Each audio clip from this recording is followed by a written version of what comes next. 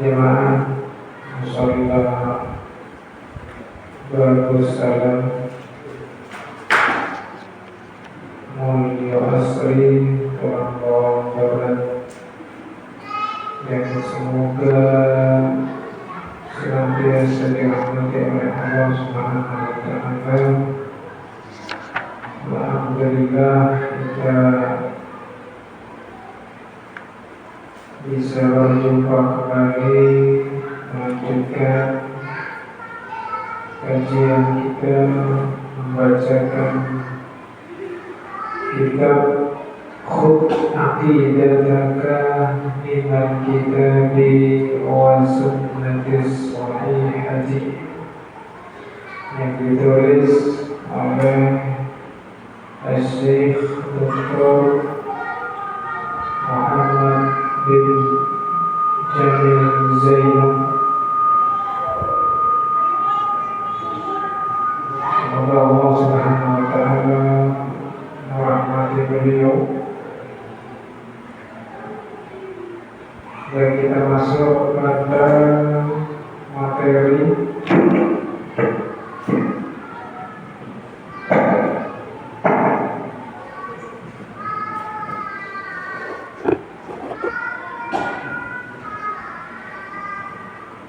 kemarin kita sudah melewati pembahasan macam-macam tauhid, mulai dari tauhid rububiyah yang berkaitan tentang apa? Rububiyah, perbuatan Allah. Tauhid rububiyah itu kita mentauhidkan perbuatan Allah. Ya, seperti Allah yang menciptakan, menghidupkan, mematikan,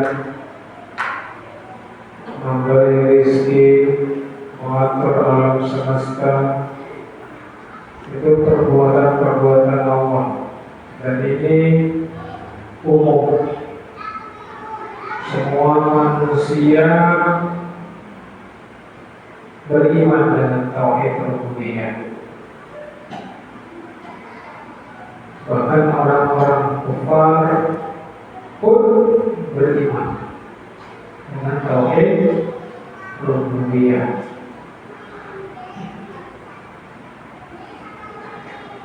Kemudian yang kedua, tauhid uluhiyah, ilahiyah, atau tauhid ketuhanan, menjadikan hanya Allah lah satu-satunya Tuhan yang berhak disembah. Nah, di sini yang manusia berbeda. Orang-orang kufar, mereka tidak mau meyakini ini, tidak mau meyakini bahwasanya Allah lah satu-satunya Tuhan yang berhak disembah. Mereka tidak mau. Dan ini merupakan puncaknya tauhid. Ya, puncaknya tauhid. Dan dengan sebab inilah Rasulullah Sallallahu Alaihi Wasallam memerangi mereka. Dengan sebab inilah Allah Subhanahu Wa Taala menurunkan kitabnya, mengutus utusannya untuk menjelaskan agar Allah lah satu-satunya sesembahan yang berhak disembah. Nah, ini mereka tidak mau.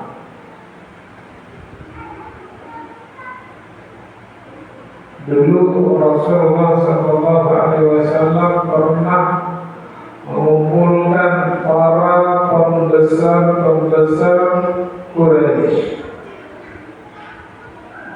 Ketika dikumpulkan, mereka berkumpul berkumpul, kemudian Rasulullah menyerukan, qulu la ilaha illallah tuflihu.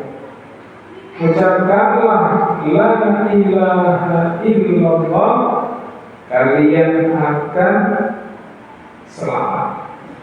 Kalian akan terbebas dari api neraka. Hanya dengan mengucapkan la ilaha illallah. Tapi mereka tidak menolak. Kenapa mereka menolak? Kenapa mereka enggan mengucapkan la ilaha illallah? Karena mereka paham bahwasanya ucapan tersebut memberikan konsekuensi, memberikan keharusan, harus menetapkan hanya Allah lah yang berhak diibadahi. Selain Allah tidak berhak. Karena mereka paham dengan makna kalimat la ilaha illallah. Karena ini bahasa mereka. Jadi kalau sudah mengucapkan kalimat yang pendek ini, maka dia harus melepaskan semua sesembahan selain Allah. Ketika mereka sudah mengucapkan la ilaha illallah, mereka harus mengingkari Tuhan selain Allah. Mereka harus membuang semua berhala-berhala yang mereka sembah. Ada 350 berhala yang mereka gantung, mereka tempelkan di Ka'bah. Untuk apa? Untuk menyaingi Allah, untuk menandingi Allah. Dan itu mereka kan, makanya mereka dengan lantang mengatakan tabbat laka ya Muhammad, celaka engkau wahai Muhammad, alihada jama'atana, hanya karena urusan ini engkau mengumpulkan kami di sini. Inna hadza syai'un ajab. Sungguh ini merupakan perkara yang sangat aneh. Jadi bagi mereka itu aneh. Tuhan kok cuma satu itu aneh, nggak seru. Ya Tuhan itu harusnya banyak. Mereka meyakini Allah. Mereka meyakini yang menghidupkan, yang mematikan, yang memberikan rezeki, yang menjadikan malam, menjadikan siang, memelihara semesta, menurunkan hujan. Mereka yakini kalau itu Allah tanpa ragu. Tapi ketika mereka dituntut untuk menyembah hanya kepada Allah saja, di sini mereka enggak. Ya. Dan inilah puncaknya Islam, puncaknya tauhid. Jadikan Allah Subhanahu wa taala satu-satunya Tuhan yang berhak disembah. Maka penerjemahan arti yang benar, yang sempurna terhadap kalimat la ilaha illallah itu, tidak ada Tuhan yang berhak disembah selain Allah. Itu makna yang benar. Sementara di masyarakat kita,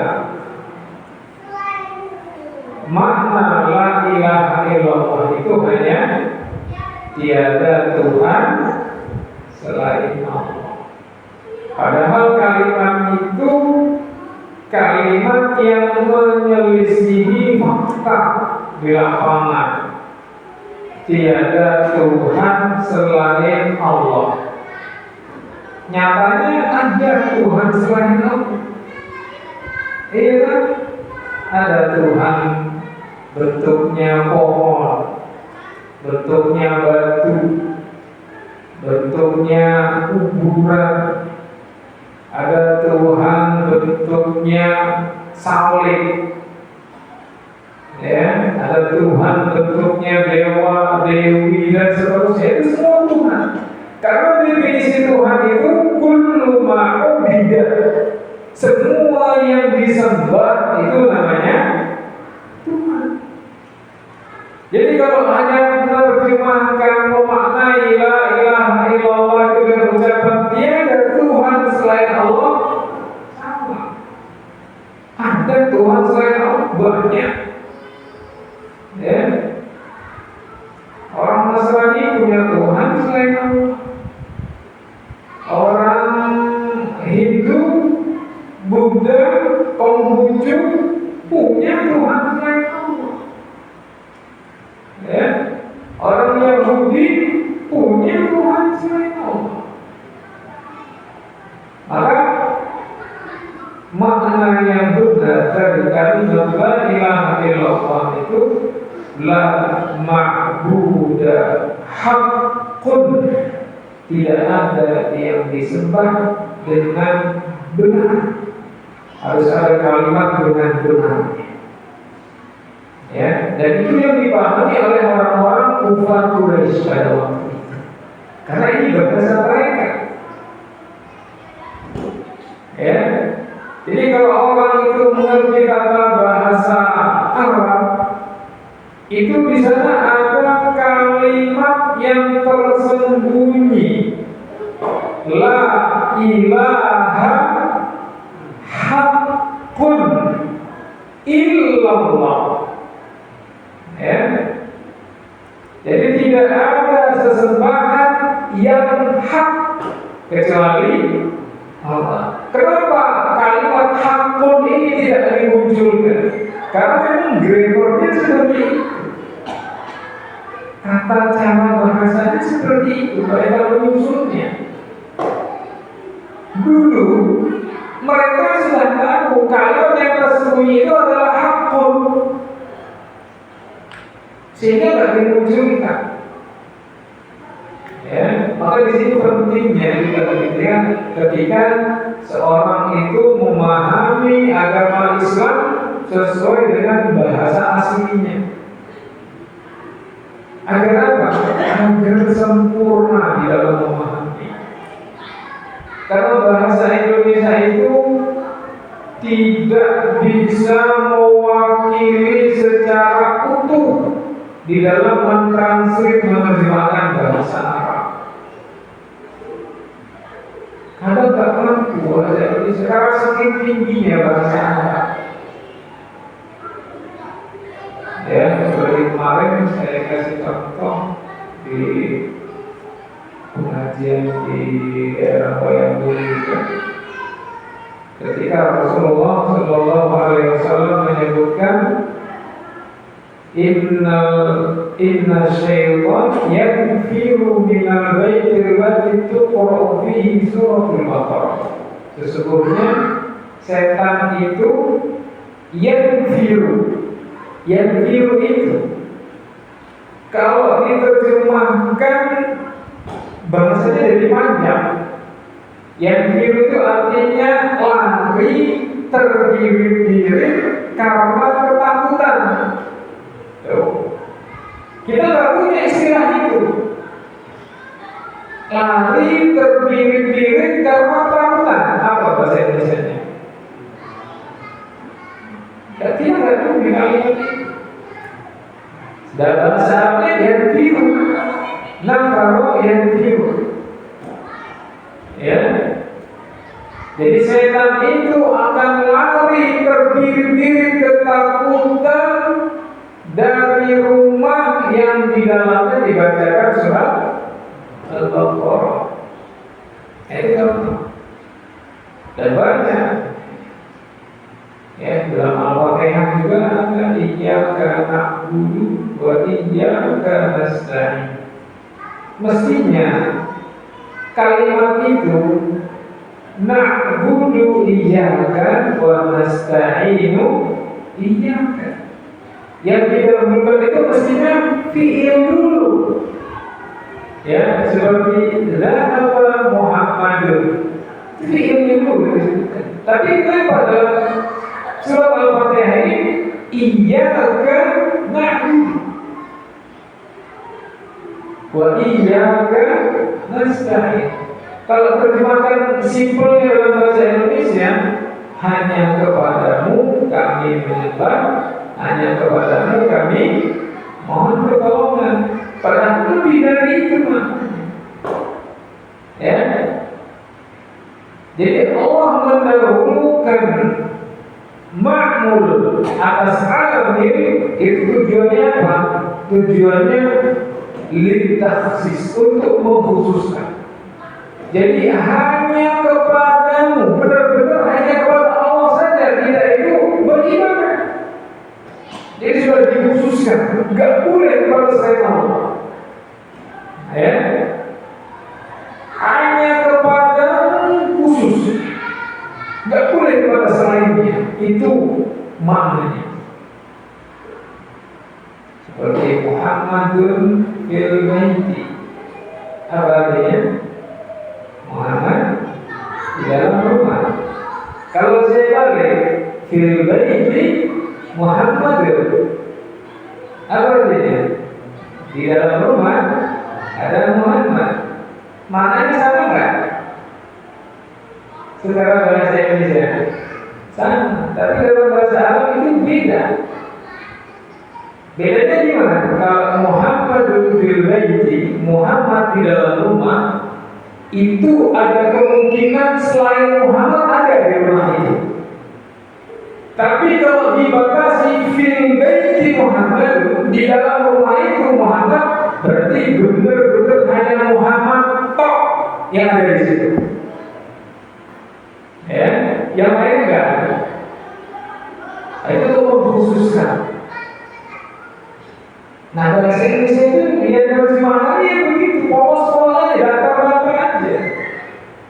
Seperti barakallahu laka wa baraka alaika wa jama'a bainakuma fi khair. Apa terjemahannya? Semoga Allah memberkahimu, memberkahi atasmu, memberkahi padamu, gitu ya. Karena memang bahasa Indonesia nggak mampu menerjemahkan itu. Padahal maknanya itu dalam itu.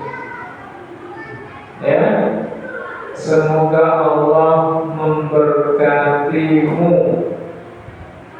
wa baraka alaika, dan semoga Allah memberkati atasmu. Ada apa? Yang pertama, semoga Allah memberkatimu ketika kamu sedang baik-baik saja dengan istrimu. Wa baraka alaika, dan semoga Allah tetap memberkatimu meskipun kamu dalam keadaan tidak baik-baik saja dengan istrimu. Tapi dalam rumah tangga itu kadang baik, kadang tidak baik, kadang harmonis, kadang tidak harmonis, kadang damai, kadang rukun, kadang berantem. Nah, ketika berantem tetap dalam keberkahan. Itu maknanya. Tapi bahasa kita ya nggak dijabarkan seperti itu. Ya. Nah, ini menunjukkan apa? Kita memang perlu mempelajari bahasa Arab itu ya, pelan-pelan, sedikit demi sedikit, untuk menyempurnakan pemahaman kita di dalam memahami agama. Ya. Jadi Allah menurunkan Al-Quran dengan bahasa Arab itu bukan karena kebetulan turunnya Arab yang berbahasa Arab. Ya, turunnya yang mulai aslinya berbahasa apa? Berbahasa Lampung Megala.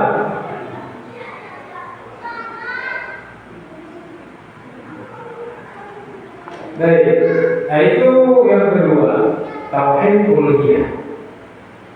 Kemudian yang ketiga, tauhid asma wa sifat, menetapkan Allah di dalam nama-nama dan sifat-sifatnya yang telah Allah sebutkan nama dan sifat tersebut di dalam Al-Quran dan di dalam Sunnah, hadis-hadis Nabi Sallallahu Alaihi Wasallam. Dan kita tidak boleh menolak sebagian, menetapkan sebagian.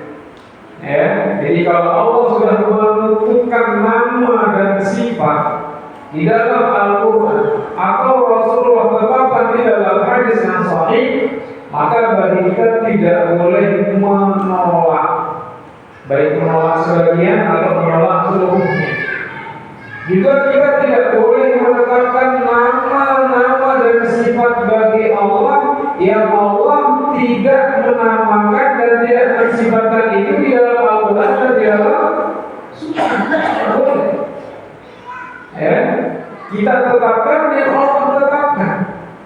Yang Allah tidak tetapkan, kita tidak boleh tetapkan. Ya, seperti Allah Maha Baik, ada. Allah Maha Bijaksana, ada. Allah Maha Besar, ya Allah Maha Hadir, ada. Ditetapkan nama-nama dan sifat-sifatnya. Allah Maha Pengasih, Allah Maha Penyayang, Allah Maha Pengampun, Allah Maha Keren. Ada kan? Dan tidak boleh. Ya, ada seorang ustaz buat kajian Allah Maha Keren. Ini tidak mungkin. Karena Allah tidak pernah menetapkan namanya dan sifatnya dengan keren. Ya. Makanya asma wa sifat ini juga tauqifi. Tauqifi itu artinya menetapkannya harus dengan dalil. Ya, seperti Allah memiliki tangan, Allah memiliki wajah, Allah memiliki pendengaran, Allah memiliki penglihatan.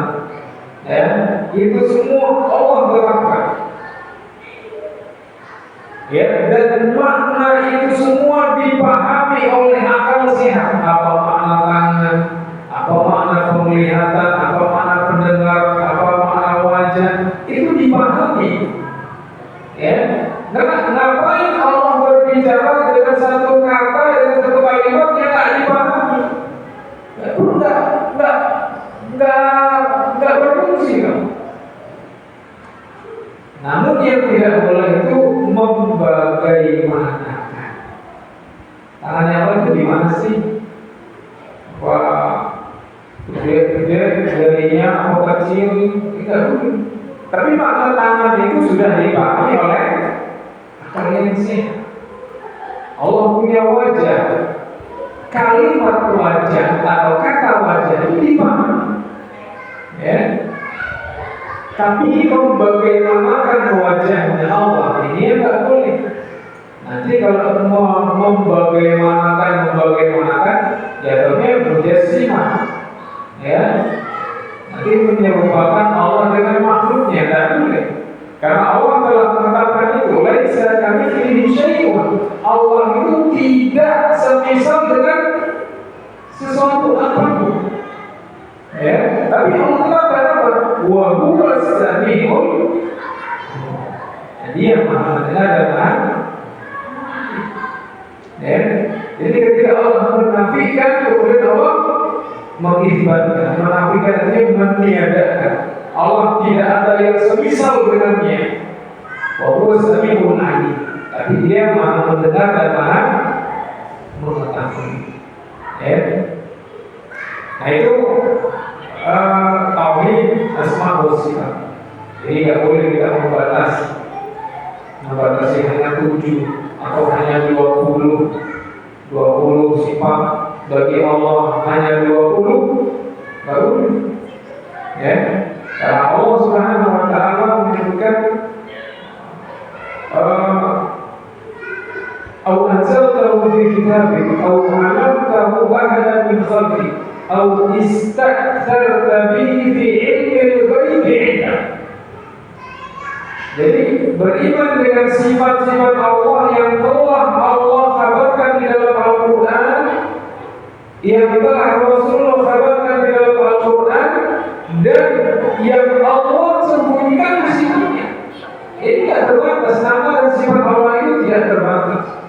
Tidak terbatas dengan 20 atau dengan 99. Jadi kalimat 99 itu bukan pembatasan. Inna lillahi tis'atan wa tis'ina isman faman ahsaha dakhala al-jannah. Ya, perhatikan kalimat ini. Dalam hadis Nabi sallallahu alaihi wasallam, sesungguhnya Allah itu memiliki 99 nama yang barang siapa memahaminya, menghafalnya dan menerapkan dalam kehidupan sehari-hari, dia akan masuk surga.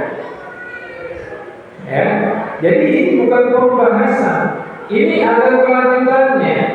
Jadi bukan hadis Nabi itu bukan sekedar Allah mempunyai 99 nama, titik, tidak sampai situ. Tapi apa? Allah memiliki 99 nama yang kalau seorang itu menghafalnya, kemudian memahaminya dan menerapkan dalam kehidupan sehari-hari, itu namanya ihsa. Faman ahsaha, ahsa itu bukan hanya sekedar menghafal, memahami dan mengimplementasikan dalam kehidupan sehari-hari.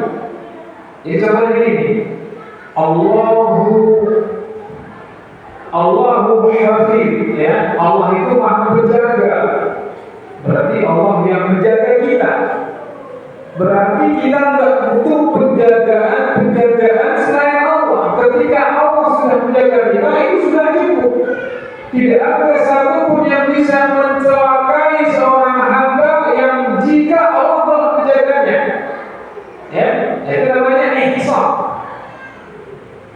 Umpamanya Allahur Razzaq, Allah yang memberi rezeki. Oh, berarti yang memberi rezeki itu ya hanya Allah. Berarti apa? Berarti kita tak butuh dengan pelapis-pelapis.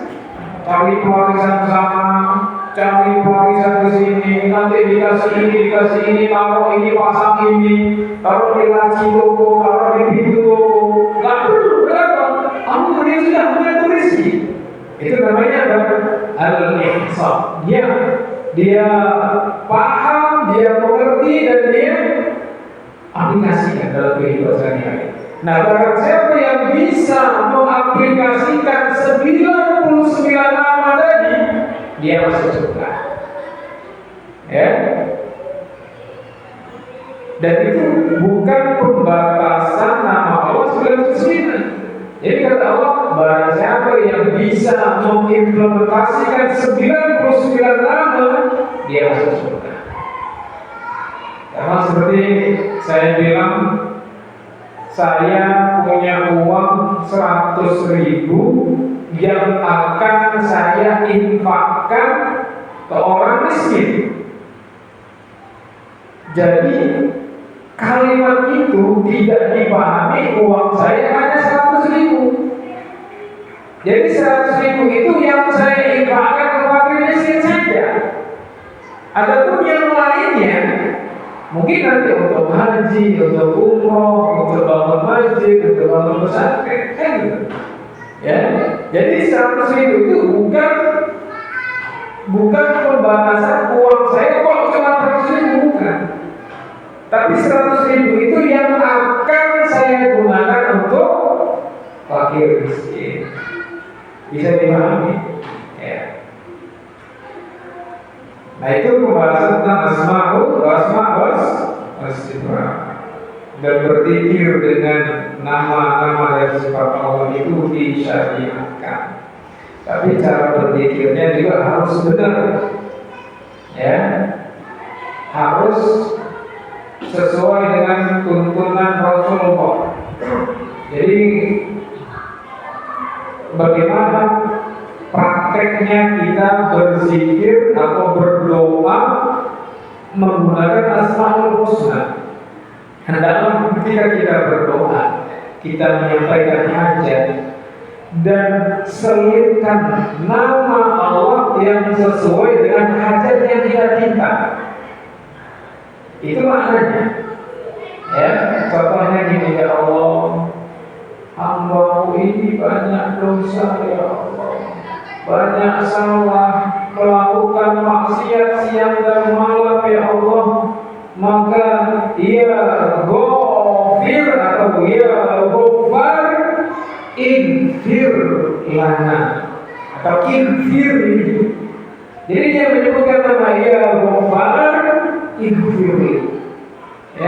Ya Allah, aku usaha kok seret banget ya Allah, anakku banyak, tanggunganku banyak, luaskanlah rezekiku wahai Zat yang memberi rezeki, ya Razzaq urzuqna. Jadi dia menyebutkan nama Allah yang sesuai dengan hajat yang dia minta. Ya, ini bukan dia. Kalau kamu mau dapat rezeki lancar, baca ya Razzaq 1000 kali. Ya Razzaq, ya Razzaq, ya Razzaq, ya Razzaq, ya Razzaq, ya Razzaq, ya Razzaq, ya Razzaq. Bukan. Ya. Karena kalimat ya Razzaq, ya Razzaq, ya Razzaq itu tidak mengandung pujian. Kalimat ya Razzaq atau kalimat ya Allah atau kalimat ya Rahman atau kalimat ya Rahim itu tidak mengandung pujian. Mengandung pujiannya kalau dia disempurnakan kalimatnya. Ya Razzaq urzuqni, wahai pemberi rezeki, berilah aku rezeki. Wahai yang maha pengampun, ampunilah aku. Wahai yang maha berjaga, jagalah aku. Ini bukan ya. Wahai yang maha menjaga, wahai yang maha menjaga, wahai yang maha menjaga. Ada pujiannya di situ? Nah, ya. Seperti saya bilang, Mbah Munir. Ada pujiannya untuk Mbah Munir? Gak ada. Tapi kalau saya bilang Mbah Munir ganteng, ada pujiannya. Mbah Munir gagah, baru dia ada pujiannya. Ya. Mbah Munir awet nom, itu baru pujian. Ini kalau Mbah Munir, itu gak ada pujian. Mau diucapkan 1000 kali, 10.000 kali, ya gak ada pujian. Ya Allah, ya Allah, ya Allah, ya Allah, ya Allah, ya Allah. Ada pujiannya. Karena zikir itu harus mengandung pujian, pengagungan. Ya, harus mengandung pujian. Nah itu diantara apa? Mempraktekkan nama-nama dan sifat Allah Subhanahu wa Ta'ala. Jadi kita mengimani nama dan sifat Allah itu bila kaifin, dengan tidak menanyakan bagaimananya. Mengimani Allah punya tangan, iya. Kalimat tangan itu dipahami. Tapi membagaimanakan tangannya Allah itu ya nggak boleh. Allah memiliki pendengaran, iya. Kalimat pendengaran itu dipahami. Tapi membagaimanakan pendengaran Allah, penglihatan Allah, wajah Allah, tangan Allah, itu yang nggak boleh. Ya, makanya para ulama kita menasihatnya apa? Amiruha kanaja. Pahamilah sebagaimana teks dohir. Bila kaifin, dengan tanpa bertanya bagaimananya. Ya, jadi nggak usah nanya bagaimana. Karena ada salah seorang bertanya kepada Imam Malik tentang istiwa. Ya, Ar-Rahmanu 'alal 'arsy istawa. Ar-Rahman itu beristiwa di atas arsy. Ada salah seorang yang bertanya kepada Imam Malik, "Kaifa istiwa ya Imam?" Istiwanya Allah itu di atas arsy itu bagaimana wahai Imam? Kata Imam Malik dengan marah dia menjawab, al-istiwa'u ma'lumun. Jadi kata istiwa istiwa itu dipahami secara akal. Ya, al-ulu wal irtifa. Ini berada di atas dan bersemayam. Ya.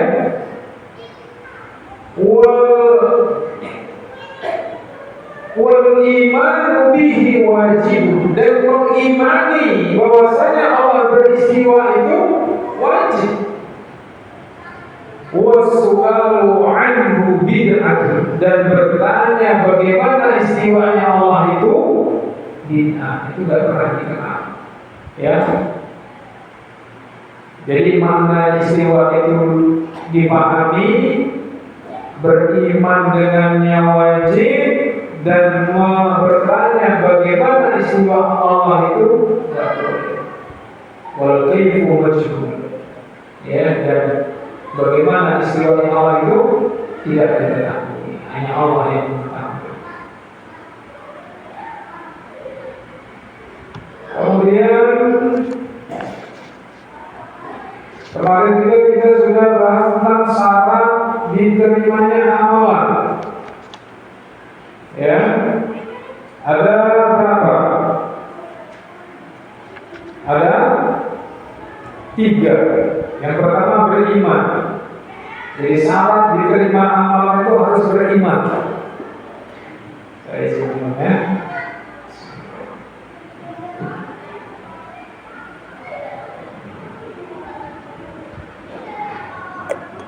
Jadi orang kalau dia tidak beriman, tidak diterima amalan. Apakah diganjar oleh Allah? Iya, diganjar. Amal kebaikan akan diganjar. Orang-orang kafir yang melakukan kebaikan akan diganjar, akan dibalas di dunia. Ya, bisa jadi diberikan kesehatan, dimudahkan urusan, dipanjangkan umur, ya, dijauhi dari mara bahaya. Itu bentuk ganjaran dari Allah bagi orang-orang kafir yang melakukan kebaikan. Tapi di akhirat dia tidak mendapatkan pahala. Ya. Seperti ada orang kafir kurban, sampai kurbannya, kurban bisa. Apakah dia dapat pahala? Dia dapat pahala di dunia. Tapi di akhirat dia tidak dapat. Ya, dia tidak dapat. Dan itu mereka pahami. Karena itu konsep itu mereka pahami. Banyak orang-orang non-Islam itu kalau Idul Adha nyumbang sapi. Tujuannya apa? Biar usahanya lancar, biar urusannya mudah. Mereka paham dengan gaya itu. Ya.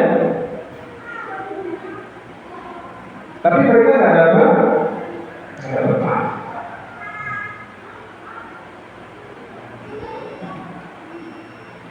Masuk kalau bisa. Kita bisa nanti. Ini jawab ya. Emang ilmu itu harus diulang-ulang ya Pak ya. Kalau nggak diulang nanti kita lupa. Apalagi kita belajar sebulan sekali ya. Ya kita azan dulu, nanti kita lanjutkan setelah azan.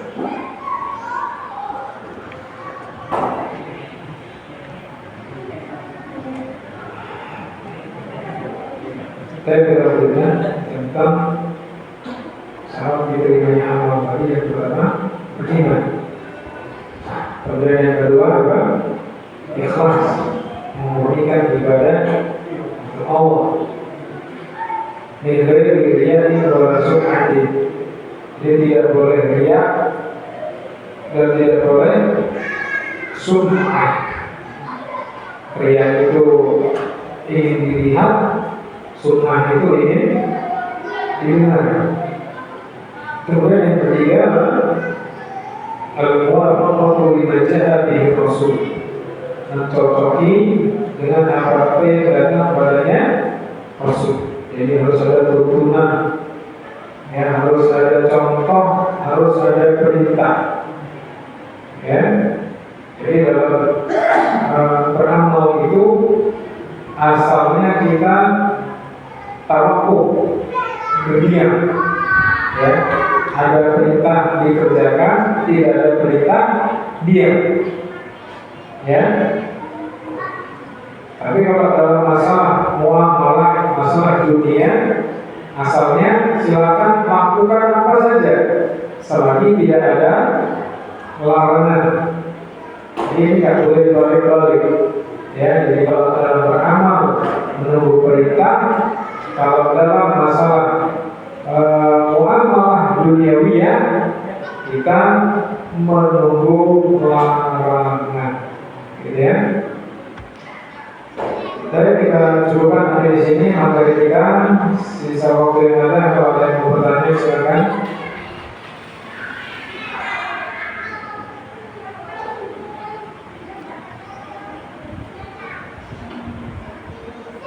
Ada bapak, ibu-ibu?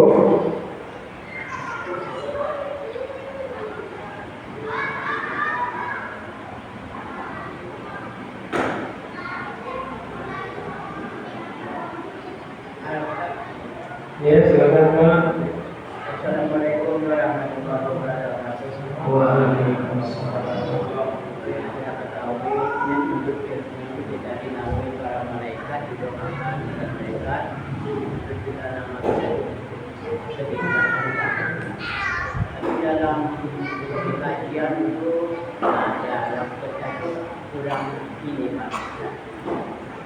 Pada bisa ditebak di mana gitu.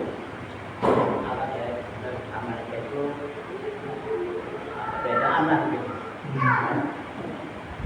Iya. Ketika kita menuntut ilmu di majelis ilmu, maka kita dinaungi oleh para malaikat, ya.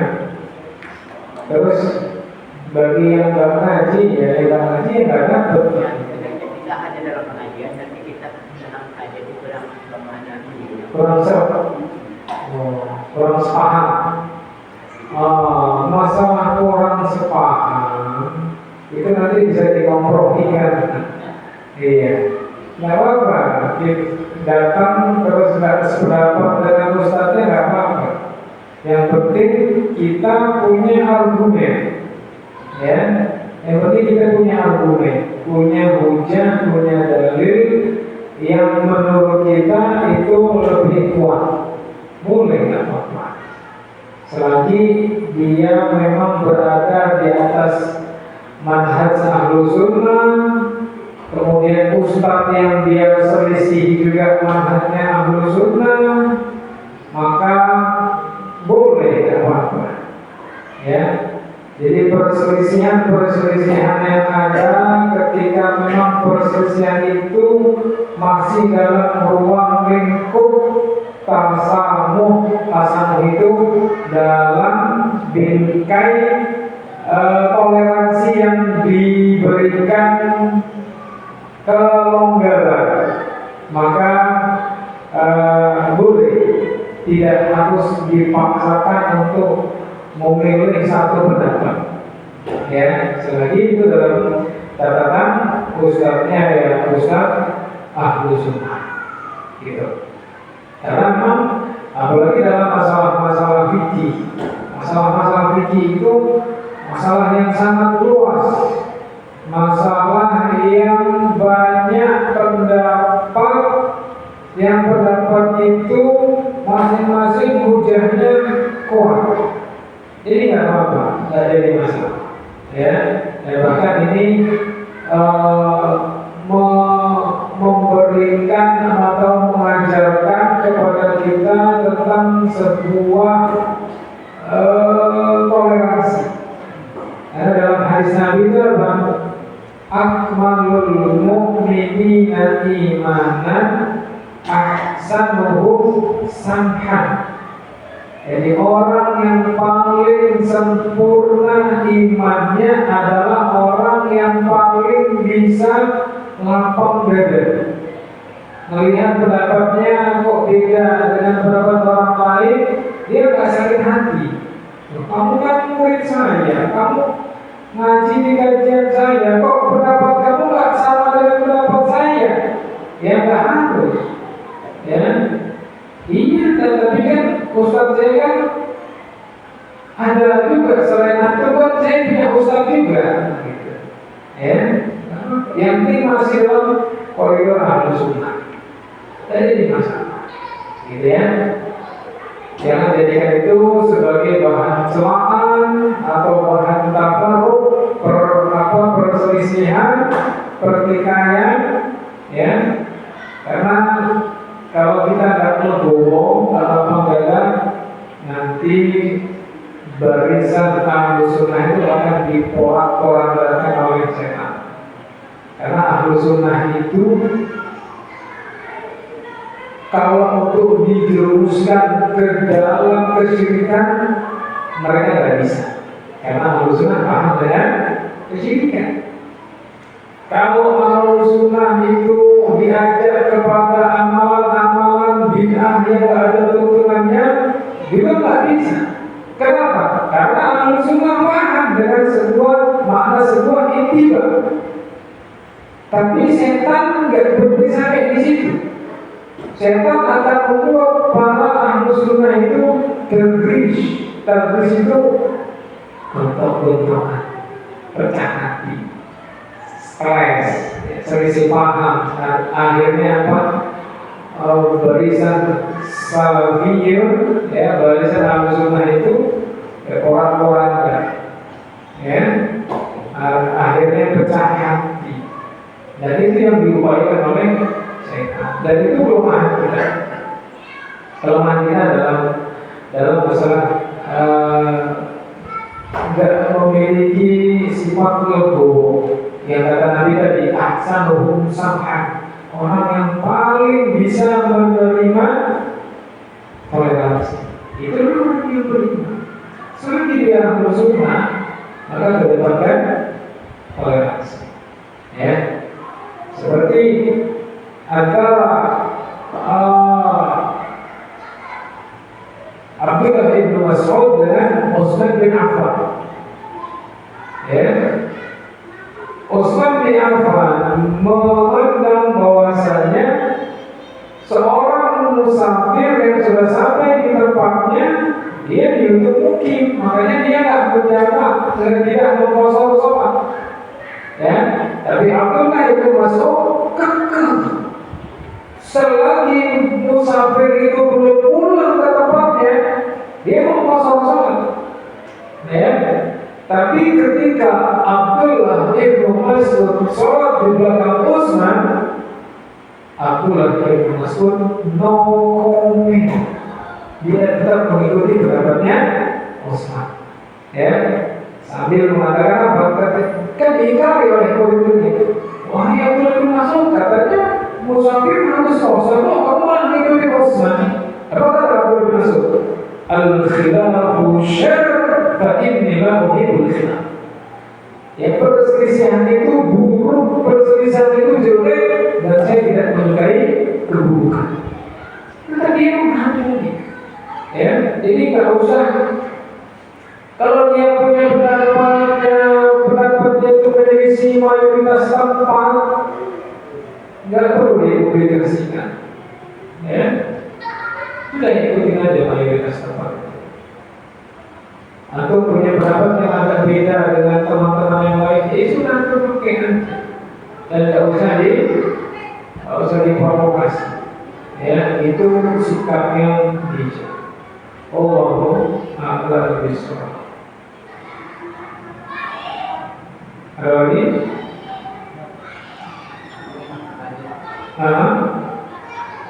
Ketika ilmu yang memang betul-betul manhajnya udah misalnya dengan manhajnya bagus, udah jelas manhajnya. Nah, ketika itu kan ada juga majelis-majelis ilmu yang memang begitu manhajnya mungkin di luar sana. Maka dalil itu mungkin pertanyaannya mungkin tadi dalil yang dinaungi malaikat, kemudian namanya disebut di langit, itu apakah berlaku untuk majelis-majelis itu yang di luar sana? Ya, jadi secara umum dalil itu ya untuk umum. Ya, dalil itu untuk umum. Jadi Jadi apakah ahli bid'ah itu mendapatkan fadilah atau tidak secara umum? Kalau memang dia masuk kriteria itu, ya masuk. Kalau memang itu benar-benar majelis ilmu, majelis ilmunya benar-benar ilmu. Kalau Allah, Allah Rasul, ya. Karena ahli bid'ah juga belajar, mereka juga mengkaji, ya. Apakah fadilah itu? Ya secara umum masuk. Siapa saja yang belajar agama, ya, mendengarkan qala Allah qala Rasul, dipahami dengan pemahaman yang benar, dengan pemahaman yang lurus, masuk, ya, masuk. Ya. Secara teori seperti itu. Walaupun nanti hakikatnya di hadapan Allah, ya, itu Allah yang menghukumi nanti. Ya. Namun siapa saja kaum muslimin yang belajar menuntut ilmu, karena perjalanan dia itu kan panjang, ya. Dia belajar agama, apakah dia masuk? Bahkan seorang ulama ada yang ditanya, ya Ustaz, ya Syekh, di tempat kami ini tidak ada orang yang mengerti tentang ilmu qur'an, ilmu cara membaca Al-Quran dengan benar. Tapi ada di tempat kami itu tokoh ahli bid'ah yang bacaannya itu mujawwad, bagus. Boleh nggak kami belajar mengambil ilmu Al-Quran saja sama tokoh ahli bid'ah yang membawa kesalahan tadi? Apa kata saya tadi? Ambil, sebatas ilmu itu ambil. Berarti proses dia mengambil ilmu itu benar-benar apa? Dia berada di majelis ilmu, majelis mereka. Ya, selagi orang itu diajarkan ilmu Allah, Allah Rasul, maka dia boleh mengambil ilmu.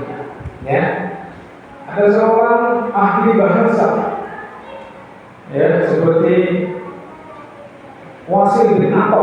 Wasil bin Atha itu tokoh Mu'tazilah tapi ahli bahasa. Apakah boleh diambil ilmu bahasanya? Diambil sekedar ilmu bahasanya, tapi yang lainnya tidak boleh diambil. Allah Ta'ala. Kalau dia mohon maaf, kita tutupi dengan doa kafaratul majlis. Subhanakallahumma wa bihamdika, asyhadu an la ilaha illa anta, astaghfiruka wa atubu ilaik. Bila taufiq wal hidayah. Assalamualaikum warahmatullahi wabarakatuh.